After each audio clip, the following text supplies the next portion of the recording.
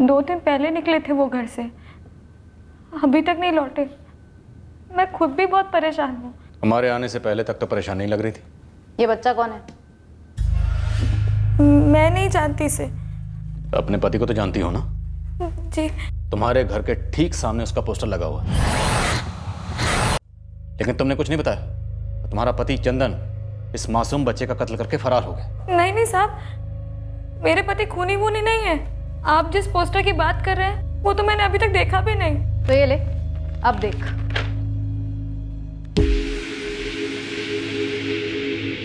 और ये पोस्टर सिर्फ तुम्हारे घर के बाहर नहीं लगा हुआ, पूरी चौल में लगे हुए पिछले कई दिनों से। मेरा ध्यान ही नहीं गया। ध्यान से देख के बता, ये दूसरा आदमी कौन है? सर, इस चंदन प्रसाद का मोबाइल स्विच ऑफ है। लगता है ये भनक लगते ही अंडरग्राउंड हो गया। मर्डर नहीं किया तो फोन स्विच ऑफ क्यों है? भागा क्यों है? कुछ पूछा मैंने तुझसे? कौन है ये दूसरा आदमी? कमल जीजा जी है। पूरा नाम? कमल धूरिया। मेरे नंदोई है ये। मेरे पति की बड़ी बहन निशा के पति। आप कुछ भी कहिए, मेरे पति और नंदोई किसी का खून नहीं कर सकते। हम लोग सीधे साधे लोग हैं साहब। ये जो 12 साल का मासूम बच्चा मारा गया ना, ये भी सीधा साधा ही रहा होगा, जिसे तुम्हारे पति और नंदोई ने पहले मारा, फिर इसकी लाश को एक सूटकेस में ठूस कर बोरीवली के पास कचरे में फेंक गए। ऐसा हो ही नहीं सकता साहब। ऐसा हो चुका है। 12 साल का मासूम बच्चा मारा गया और उसे मारा इन दोनों ने। हमारे नंदोई कमल और ननद निशा के फोन नंबर्स दो, एड्रेस भी दो।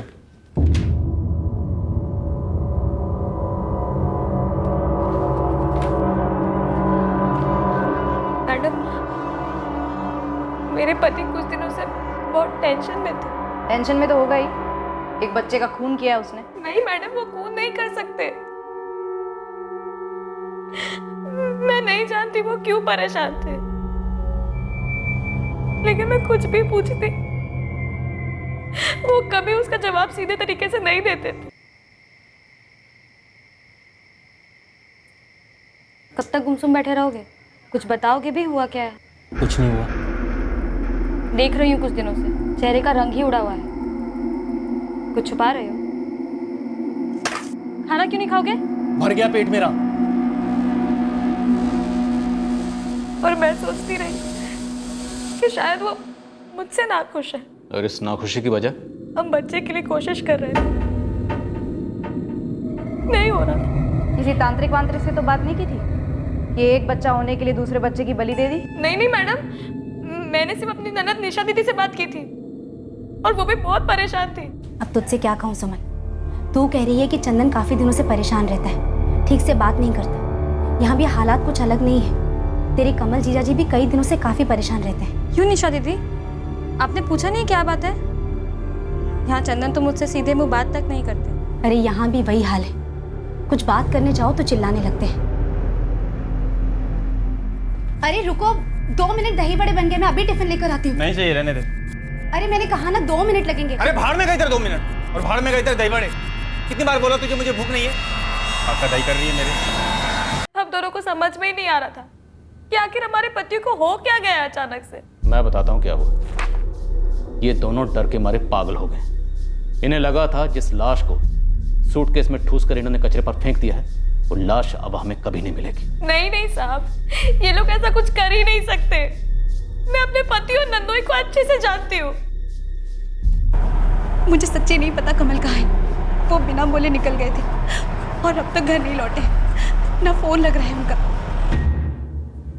तुम दोनों के पति मुंबई में छुपे हैं या मुंबई के बाहर? तुम दोनों अच्छी तरह से जानती हो ये बच्चा कौन है, बहुत अच्छी तरह से जानती हो, और ये भी जानती हो कि तुम्हारे पतियों ने इस मासूम बच्चे को क्यों मार दिया। बस हमारे सामने नहीं जानने का नाटक कर रही हो तुम दोनों। नहीं साहब, ये सच नहीं है। मेरे पति कमल इतनी घिनौनी हरकत कभी नहीं कर सकते, और न मेरा छोटा भाई चंदन। अब सीधे साधे लोग हैं। चंदन की एक सादी सी नौकरी है, सुबह जाता है शाम को लौट आता है। तुम दोनों के पति कहाँ काम करते हैं? मेरी बड़ी बहन सरिता दीदी, उनकी एक छोटी सी यूनिट है। चंदन और कमल जीजा जी वही काम करते हैं। कहाँ है ये यूनिट? दहीसर में। क्या बनता है? फैशन वाली बिंदियां बनती है। ये दोनों कुछ ना कुछ जरूर जानती हैं, पर बोल नहीं रही। ज्योति, सर, रहम करने की बिल्कुल जरूरत नहीं। ग्रिलिंग चालू रखो। जी। तब तक हम दहशत होकर आते हैं। सुमन, चंदन ने घर से निकलने से पहले कुछ बोला था क्या? नहीं दीदी, कुछ नहीं बोला, बस ऐसे ही निकल गए। और मुझे नहीं पता था कि कमल जीजा जी भी। क्या हुआ? मुझे देखते ही चुप क्यों हो गई? अब वही डायलॉग शुरू कर दोगे, हमें कुछ नहीं मालूम, हमें कुछ नहीं मालूम। देखो, अच्छा यही है कि तुम दोनों सब कुछ सच सच बता दो, या फिर अपनी तरह से हम तुम्हारी जुबानें खुलवाएंगे, कूट कूट के। मैडम, हमें जितना पता था हम बता चुके हैं। ये नहीं बताया कि उस बच्चे का नाम क्या था जिसका कत्ल हुआ है? 100 बार तो बोल चुके हैं कि हमें नहीं मालूम, नहीं मालूम, नहीं मालूम। तुम्हारे झूठ बोलने से, 100 बार बोलने से ये कोई सच नहीं हो जाएगा। मैडम, इसके पहले हमने उस बच्चे को कभी देखा तक नहीं। मैंने देखा था, अखबार में उसकी तस्वीर देखी थी। अपने पति का इतना बड़ा पोस्टर नहीं देखा तुझे घर के सामने, और एक छोटी सी तस्वीर अखबार में तुझे दिख गई। मैडम, मेरे पति ही उस अखबार को पढ़ रहे थे।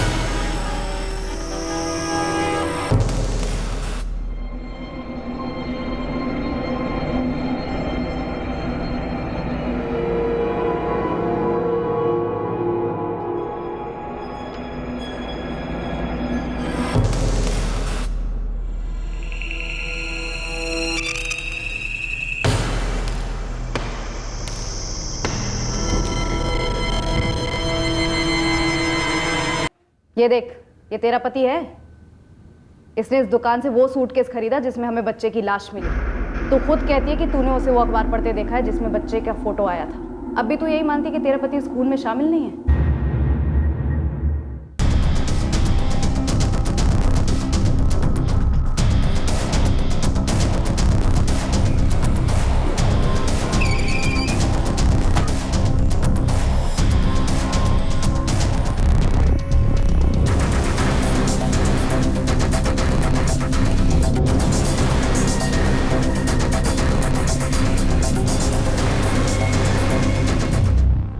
शिंदे, सर, जरा ऊपर भी चेक करो, ताला है क्या?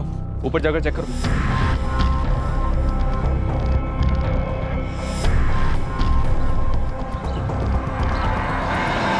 साहब, मैं इस यूनिट में पहले आया हूँ, लगभग 2 महीना पहले, जब ये केस शुरू ही हुआ था। सर, ऊपर भी लॉक है। सर, ऊपर भी ताला लगा। Okay sir. ये बिंदी बनाने की यूनिट तुम्हारी बहन चलाती थी? जी, सरिता दीदी और नरेंद्र जीजा जी। नंबर दो दोनों के। यूनिट पर ताला लगा हुआ है। साहब, तब जब आया था यूनिट चालू थी। यहाँ उस मैडम के साथ एक 10-12 साल का बच्चा भी था और एक नौजवान लड़का भी। उस वक्त ये चंदन और कमल, ये दोनों दिखे थे यहाँ? साहब, अंदर जाकर नहीं देखा था, देखा होता तो याद होता। मैंने आपको तभी बता दिया था जब इन दोनों को दुकान की CCTV फुटेज में देखा था।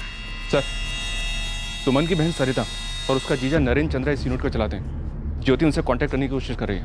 The number you have called is currently switched off. The number you have called is currently not. लगता है तेरी बहन सरिता चंद्रा और उसका पति नरेंद्र चंद्रा इस खून में शामिल है। सर, नरेंद्र चंद्रा और उसकी पत्नी सरिता चंद्रा दोनों के फोन स्विच ऑफ जा रहे हैं। सुमन कह रही है कि वो लोग उस यूनिट के ऊपर वाले फ्लोर पर रहते थे। यहाँ ऊपर और नीचे दोनों जगह ताला है। एक काम करो, इन दोनों मियाँ बीवी के फ़ोन रिकॉर्ड्स निकलवाओ। लगता है फाइनली हम टारगेट पे। Okay sir. चंदे, सर, DCP ऑफिस से इस यूनिट में ब्रेकिंग करने की परमिशन लो। सर, तुरंत।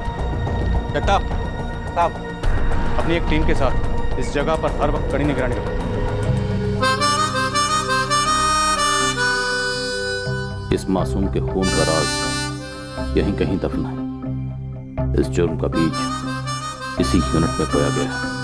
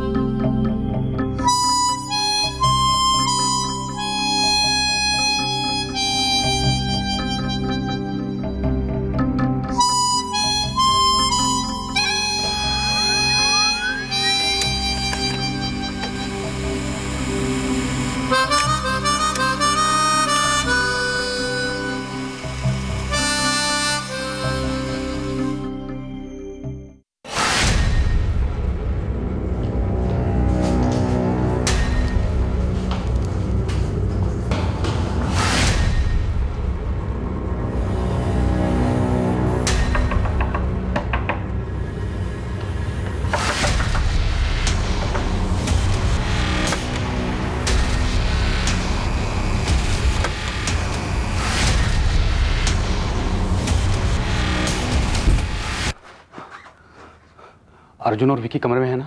उन दोनों को बाहर निकलने से मैंने सख्त मना कर रखा है। लेकिन अर्जुन भैया, हम लोग ये क्यों रह रहे हैं? मेरी स्कूल में सो रही है ना। कितनी बार पूछेगा सवाल? चल खा। पूछना तो पड़ेगा, कोई कुछ बताता ही नहीं है, ना मम्मी पापा ना तुम। तू ये लास्ट बार पूछ रहा है और मैं लास्ट बार बता रहा हूँ। हम कहीं और जाके रहने वाले हैं, इसलिए यहाँ पे रह रहे हैं। समझ गया? चल खाना खा। मुझे मेरा स्कूल नहीं छोड़ना। खा चुपचाप। नहीं खाऊंगा। हाँ। नहीं खाऊंगा। बहुत मुश्किल से टिकटें मिली हैं परसों की। एजेंट को साला 3 गुना देना पड़ा है। मुझे तो बहुत डर लग रहा है। आप लोग तो निकल लोगे, हम दोनों का क्या होगा? मैंने तुम दोनों की टिकटें भी करवाई हैं। हम सब लोग साथ जा रहे हैं, ठीक है? लेकिन निशा और सुमन, वो दोनों भी बेहाल होंगे हमारे फिक्र में। बात भी नहीं हुई कई दिनों से। वो दोनों क्या नरेंद्र जी, क्या? देखो, जैसा सोचा था वैसा नहीं हुआ है। बात गड़बड़ा गई है पूरी तरह। सुमन और निशाद दोनों को पुलिस ने पकड़ लिया है। अब पुलिस? कहीं पुलिस हम तक तो नहीं पहुंच रही?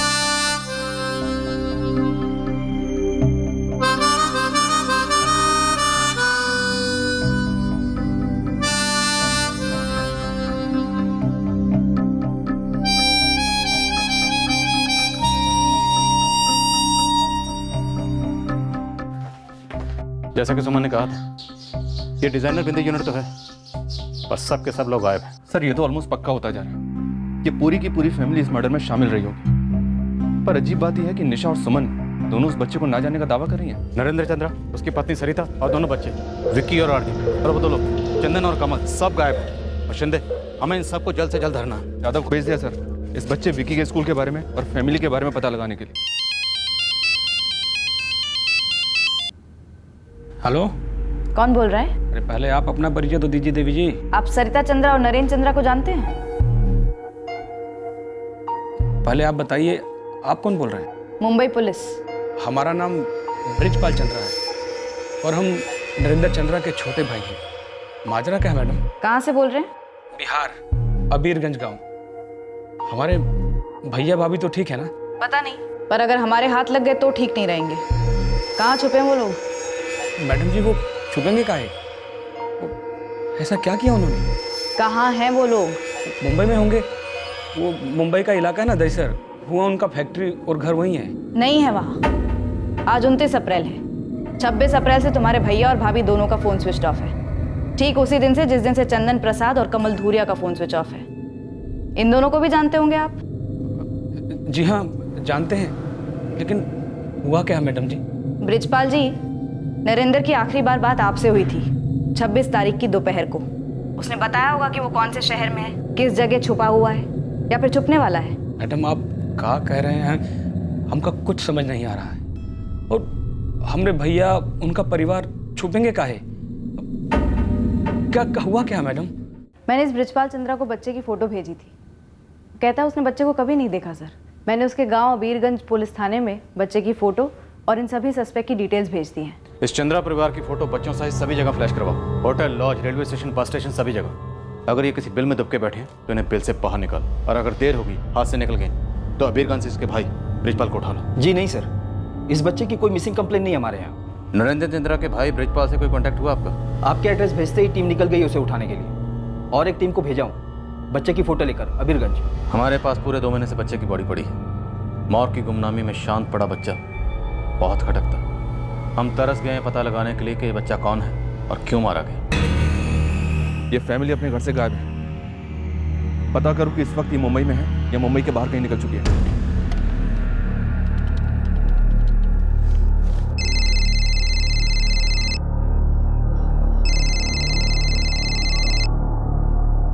बिहार से फोन है, लैंडलाइन से। तब तो उठा ही लो, ब्रिजपाल भैया का होगा।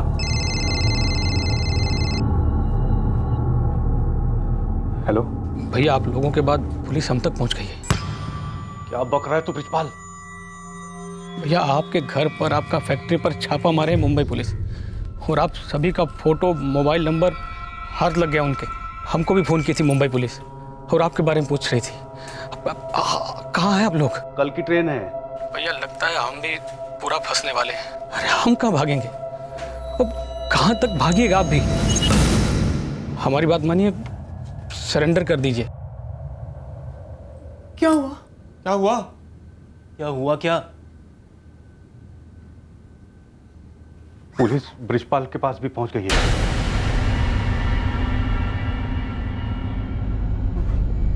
अब हमारे पास जाने के लिए कोई जगह नहीं बची। इसे कहते हैं अखंड कंजूसी पापा।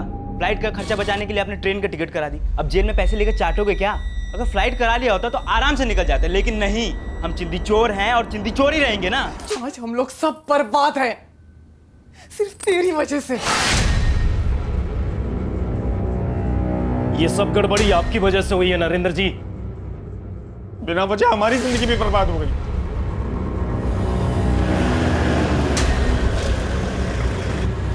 ब्रिजपाल जी, कहाँ से फोन करके आ रहे हो अपने भाई साहब को? हम किसी को फ़ोन नहीं किए और हम नहीं जानते कि हमारे भैया कहाँ हैं। ले चलो। अब चलो अंदर। इस बच्चे को देखा है कहीं अबीरगंज में? साहब, लेकिन आप इस बच्चे के बारे में काहे पूछ रहे हैं? इसका कोई मर्डर कर दिया मुंबई में। मर्डर? साहब, हम तो सुने जिसको कोई बीमारी हो गया है, उससे मर गया ये। मतलब तुम जानते हो उसको? हाँ साहब, ये पास में इसके भाई का दुकान है। ये तो हम लोग हमारा छोटा भाई गोपी का तस्वीर है सर। पर आप लोग काहे पूछ रहे हैं सर? कैसे बड़े भाई हो तुम दीपक? 2 महीने से उसका लाश मुंबई के मुर्दाघर में पड़ा हुआ है। मर्डर हो गया था उसका वहां पे, और तुम लोग ना कोई शिकायत दर्ज की ना कुछ किए। नहीं साहब, आप क्या बात कर रहे हैं साहब? गोपी का तो क्रियाक्रम भी हो चुका है साहब। क्रियाक्रम हो गया? कहाँ हुआ? कौन किया? तुम अपने हाथ से किए? सर, बच्चा आइडेंटिफाई हो गया है। अबीरगंज का? जी सर, गोपी महतो। सर, उसके माँ बाप का कहना है कि गोपी की मौत मुंबई में हुई और उसका क्रियाक्रम भी कर दिया गया है। What? वो क्रियाक्रम का राज क्या था? और बड़ा अजीब है, इतना छोटा बच्चा और उसके ब्रदर दीपक और गोपी की मदर को कोई शक तक नहीं हुआ। अजीब और बदनसीब तो उस गोपी की किस्मत थी, और उससे भी दर्दनाक थी उसकी मौत की कहानी, जिस पर इस तरह से पर्दा डाला गया। ये केस आराम से परफेक्ट क्राइम की सिलेक्ट लिस्ट में शामिल हो सकता था, पर बीच पटरी में ही ऐसा होने से रोक दिया गया, सिर्फ एक आदमी के लालच की वजह से, कुली राजू सिंह।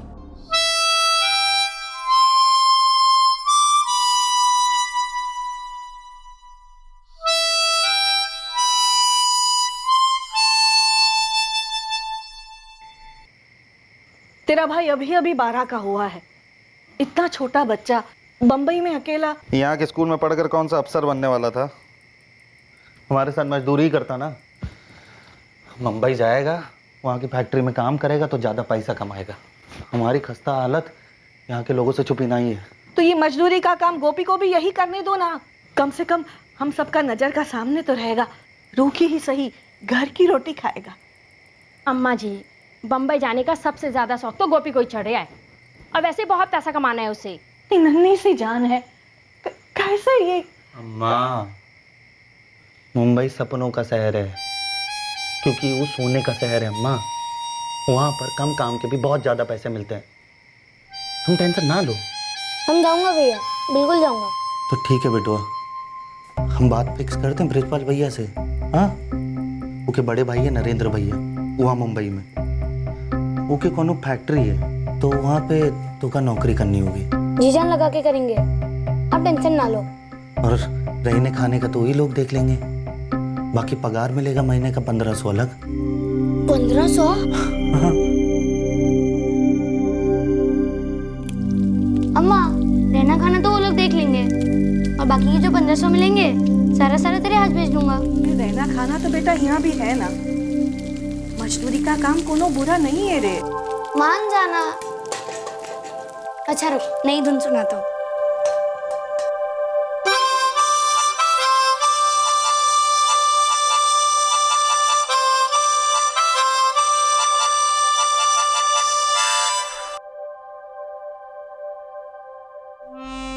ब्रिजपाल भैया हमको बहुत अच्छे से जानते हैं साहब, हमारे बाबूजी को भी जानते थे साहब।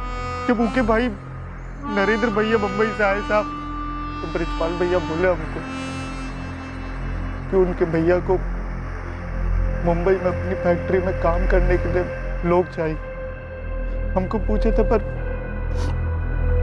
हम मना कर दिए साहब। पर हम उनसे बोले सर गोपी जाना चाहिए। और वो लोग तुमको बोले कि गोपी की मौत बीमारी से हुई?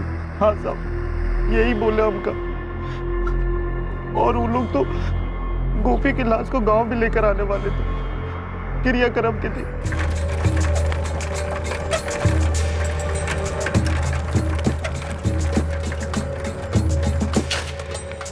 क्या हो गया ब्रिजपाल भाई?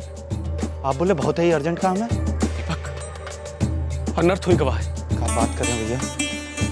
हमारा गोपी तो ठीक है ना भैया? मुंबई शहर एक बहुत भयंकर बुखार वाली बीमारी की गिरफ्त में है। कई महीनों से आतंक मचा रखा है बुखार ने। हमारे गोपी को तो कुछ नहीं हुई गवाह भैया। हाँ, अरे पिछला हफ्ता ही तो कि हमारी अम्मा से बात हुई थी फोन पर, तब तो कुछ बोला नहीं। शायद वो अम्मा को परेशानी में नहीं डालना चाह रहा, लेकिन कल रात उसका तबीयत बहुत बिगड़ गई। तुरंत अस्पताल ले जाया गया। रात भर ग्लूकोज चढ़ता रहा। डॉक्टर लोग बहुत ही कोशिश किए पर भगवान का मर्जी कुछ और था। आज सुबह गोपी दम तोड़ दी।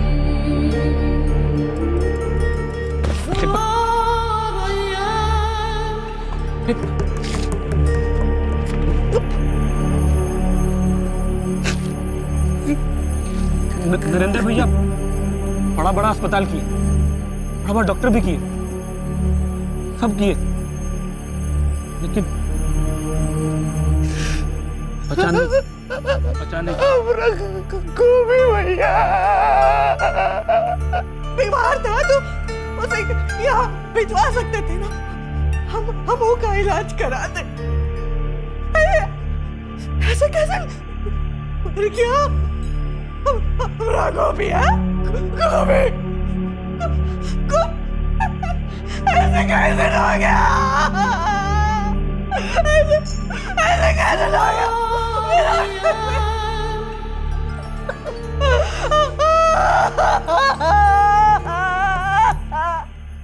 हम कहे थे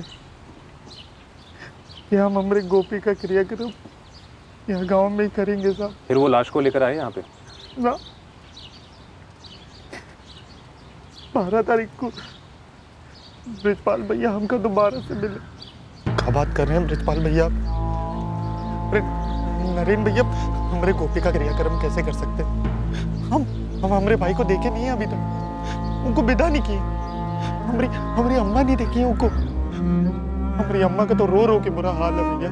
भैया ने तो गोपी को यहाँ लाने का पूरा कागज पत्र कर लिया था, लेकिन गोपी का लाश फूल गई थी, सड़ने लगी थी। तभी ऐन मौके पर डॉक्टर लोग साफ साफ मना कर दिए। वो बोले लाश को ट्रेन से नहीं ले जाया जा सकता। अरे तो भैया एक बार हमको फोन कर देते, हम अपनी अम्मा को लेकर आ जाते भैया मुंबई। आप लोगों ने तो वो हक भी छीन लिया हमसे। क्या बात कर रहे हो दीपक? तुमको लगता है हम नहीं चाहते थे ऐसा हो?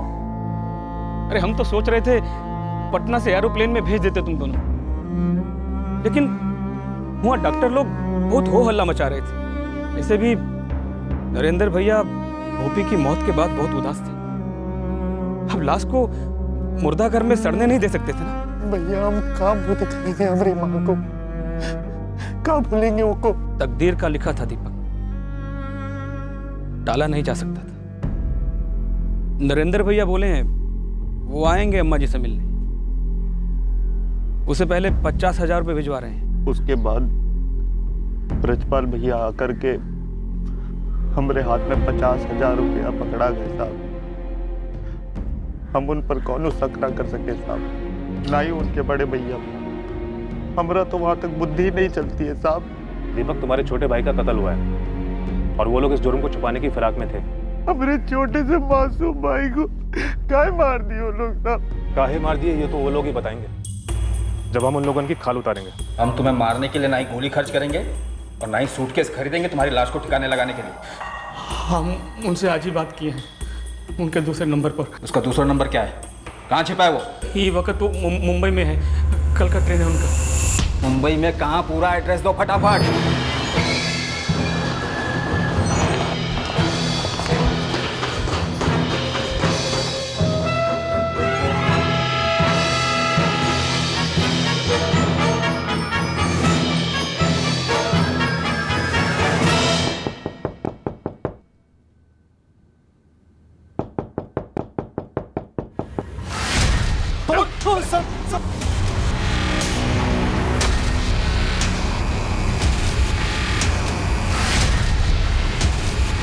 नरेंद्र चंद्रा, यहां दब के बैठे हो, क्या सोचा था? बच जाओगे? जिस 12 साल के मासूम बच्चे को तुमने मारा है ना, उसका वजन भले ही हल्का था, लेकिन उसकी लाश का वजन इतना भारी था जिसके नीचे तुम लोगों को घर होना ही होना था।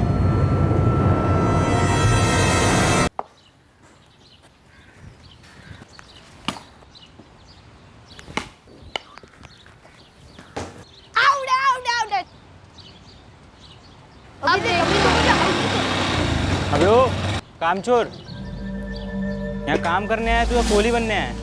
क्या करने आया? भैया मैंने उसे खुद बुलाया था, मेरे साथ कोई खेलने वाला नहीं था। ए, तू अंदर जा, चल बैठ दे इधर। क्या बकवास कर रहा था तू उसके सामने? हाँ, गोपी यहाँ सिर्फ काम और काम करने के लिए लाया गया। एंड कभी उसको खेलने बुलाया ना तू, तुझे अच्छे से समझा दूंगा मैं। क्यों? क्योंकि मैं बोल रहा हूँ इसलिए।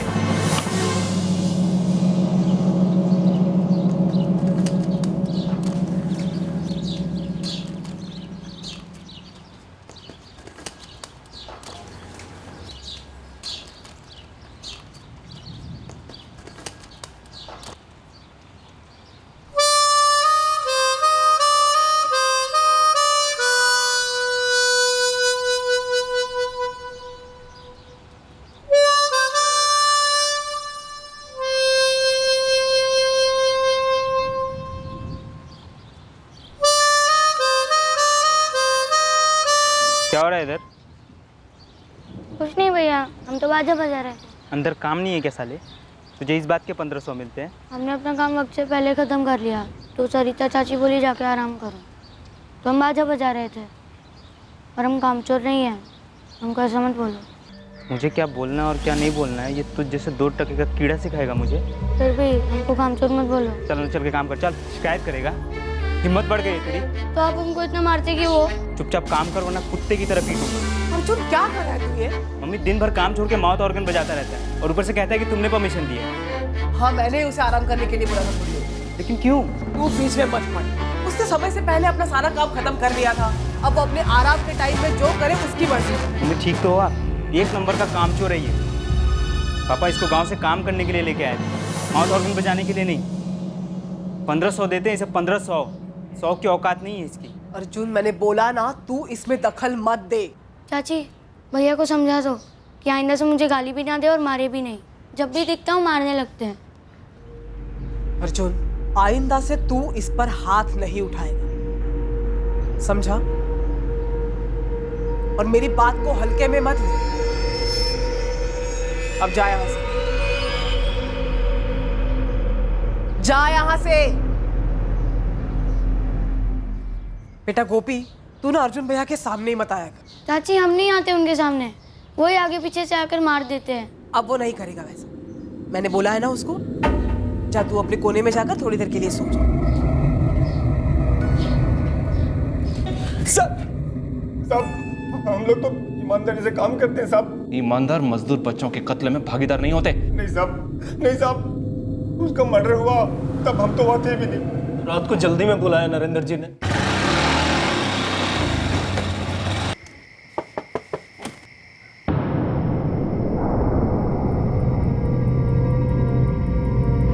बहुत अच्छा था वो, नेक और साफ दिल। उसी प्यारे, नेक और साफ दिल बच्चे की लाश को एक सूटकेस में ठूस कर तुम लोग अपने गांव ले जा रहे थे, झूठ बोलकर कि वो बीमारी से मारा गया। वो क्या? बीमारी उस बच्चे को नहीं थी, बीमारी तुम लोगों को थी। ऐसी लाइलाज बीमारी जिसकी वजह से तुम लोगों ने उस 12 साल के मासूम बच्चे को मार डाला। नहीं नहीं नहीं नहीं सर, हमने नहीं मारा साहब, हमने नहीं मारा। अरे हम तो प्यार करते थे उससे। पापा, हमने इस कमीने के चलते मुझ पर हाथ उठाया। गोपी ना तेरा नौकर है, ना मेरा, ना किसी का। वो हमारी फैक्ट्री का एक कामगार है। अपने खाली समय में वो विकी के साथ खेले, बाजा बजाए या जो मर्जी करे। आइंदा तुम उससे बात तक नहीं करोगे, समझे? और आपका जब मर्जी आएगा आप मुझ पे हाथ साफ कर दोगे। अर्जुन, हाथ उठाने की शुरुआत तुमने की है। हम लोग तुमसे कई दफे कह चुके हैं कि जैसे हमारे लिए विकी है वैसे ही गोपी भी है। तो फिर गोद क्यों नहीं ले लेते? मजदूरी क्यों करवा रहे हो? तुम्हें तो गोद में खिलाया पिलाया है ना, तो तुम कुछ काम करके क्यों नहीं देखते? हाँ, मैंने जब काम शुरू किया था ना, मैं गोपी के जितना था, तब जाकर ये सब बनाया है मैंने। वो नालायक लाखों का क्लास लगाया, पढ़ाई छोड़ दी, दिन भर घर में बैठ के अपनी माँ से कुछ सीखा। ये सामने आवारागर्दी करता है, हमारे पीछे पता नहीं और क्या क्या करता होगा। और इस बच्चे पे रौब जमाता है। तो बहुत ज्यादा हो रहा है। हाँ, बहुत ज्यादा हो रहा है। तुझे झेलना बहुत ज्यादा हो रहा है। बेचारा छोटा सा बच्चा मेहनत करके अपनी सारी कमाई अपनी माँ को बेचता है, उफ तक नहीं करता, खुशी खुशी काम सीख के दिन ब दिन आगे बढ़ रहा है। बस पापा, अब और नहीं। अब और अगर तूने एक बार भी छुआ या कुछ गाली दी या कुछ भी कहा तो सीधा घर के बाहर, समझ रहा है? मैं धमकी नहीं देता, जानता है तू।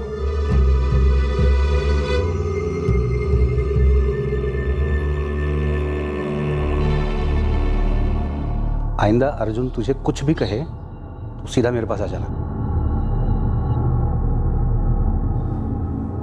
उस वाली रात, इससे पहले कि गोपी हम तक पहुंचता और हम गोपी तक पहुंचते, बहुत देर हो गई थी साहब।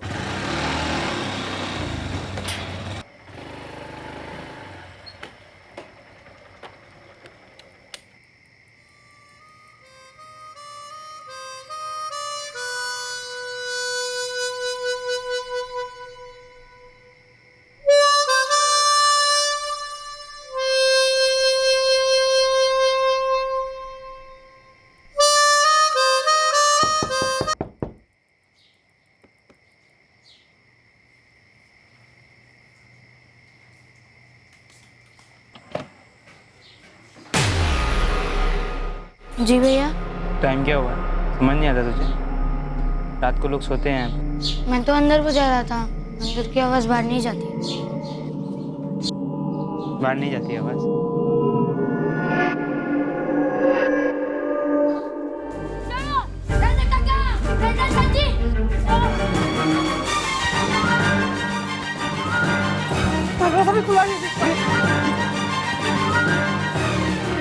अर्जुन!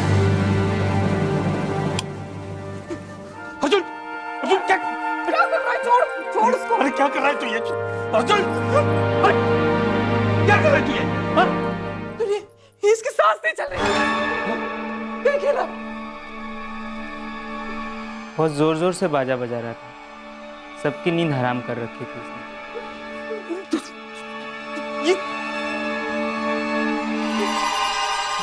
मार दिया, जान से मार दिया। ये इस नालायक ने किया है, इसने। मैंने तो 2 थप्पड़ लगाए थे, मारने का कोई इरादा नहीं था मेरा। आंख नीचे, छोड़ दूंगा मैं, आंख नीचे। सुनिए, नीचे सुनिए, इससे बाद में निपट लेंगे, पहले उसका कुछ करना जरूरी है, वरना ये तो जिंदगी भर के लिए जेल चला जाएगा सीधा। कुछ करिए उसका। लेकिन सरिता दी, नरेंद्र जी, ये तो मर्डर है। हाँ भैया, मर्डर है, लेकिन अभी हमें कुछ करना पड़ेगा। देखो, ये बात इस कमरे के बाहर नहीं जा सकती, समझ में आया? कुछ करिए, जल्दी कुछ करिए आप।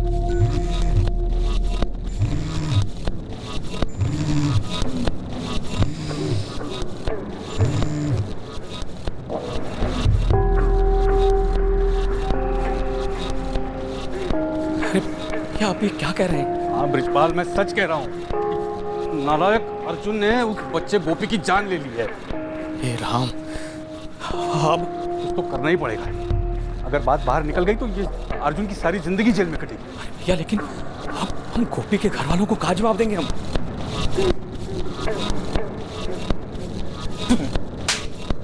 नहीं जी, चलो आपके भाई ब्रिजपाल वहाँ गोपी के घर वालों को बोल देंगे कि वो बीमारी से मर गया, लेकिन अगर उसके घर वाले यहाँ लाश देखने आएंगे तो हम क्या करेंगे? सर, जिस बात का डर था वही हुआ। गोपी का भाई दीपक यहाँ मुंबई आने की जिद कर रहा था, और उसका यहाँ आना मतलब बड़ा बवाल होता साहब। इसलिए नरेंद्र भाई गोपी की बॉडी को सूटकेस में लेकर अबीरगंज के लिए निकल गए। वो सूटकेस तुम दोनों ने ला कर दिया था? बस हमने इतना ही किया साहब, और यकीन मानो साहब, हम सब उस बच्चे से बहुत प्यार करते थे, बहुत लगाव था सबको। इतना लगाव था कि उस मासूम बच्चे के कत्ल की खबर पुलिस को देने के बजाय तुम लोग उस बच्चे के कातिल को बचाने की मुहिम में भागीदार बन गए।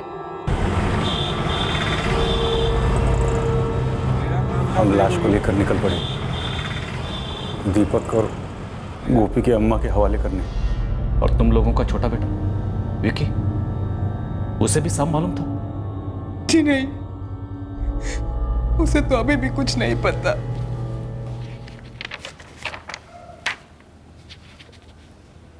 पुलिस अंकल, मेरे मम्मी पापा कहाँ हैं? मुझे इनसे मिलना है। और अर्जुन भैया कहाँ हैं? बैठो बेटा, आएंगे।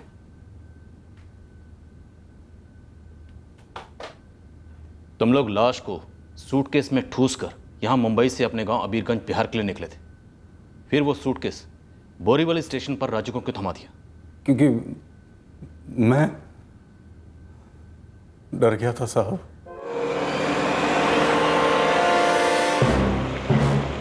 एक मिनट रुको भाई, एक मिनट रुको। क्या हुआ साहब? तुम लोग यहीं रुको, मैं टिकट निकाल के आता हूं।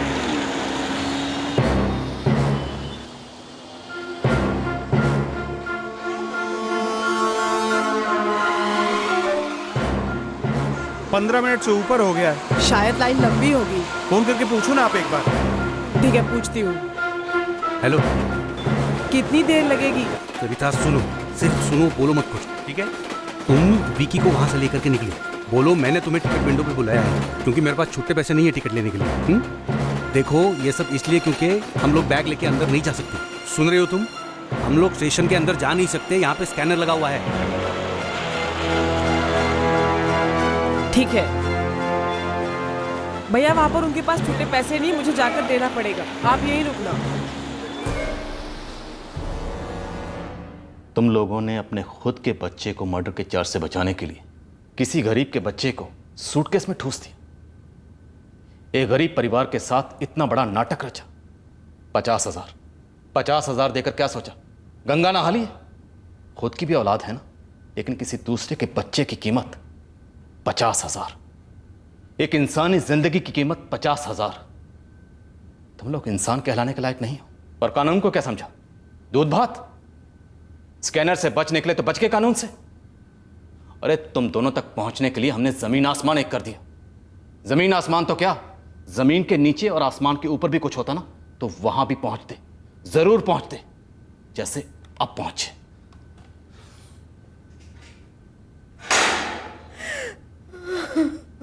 गुस्सा? किस बात का गुस्सा? कि वो एक गरीब लड़का था और उसे दूसरे बच्चों की तरह खेलने का शौक था? या फिर वो माउथ ऑर्गन बजाता था और ये तुझे खटकता था?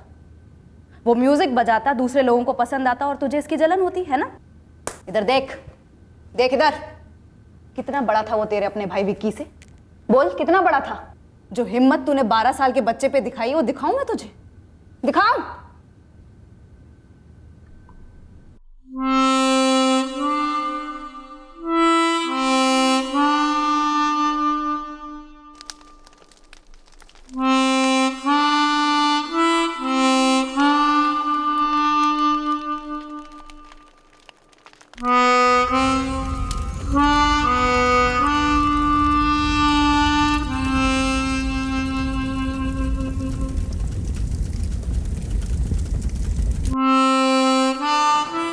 गोपी की मां मीनाक्षी महतो मुंबई तक का सफर करने की हालत में नहीं थी। दर्द ने उसे पूरी तरह कुचल कर रख दिया था। वो पहले ही अपने बेटे की मौत का शोक मना चुकी थी और अब दोबारा से उसके भयंकर कत्ल की हकीकत का सामना कर रही है।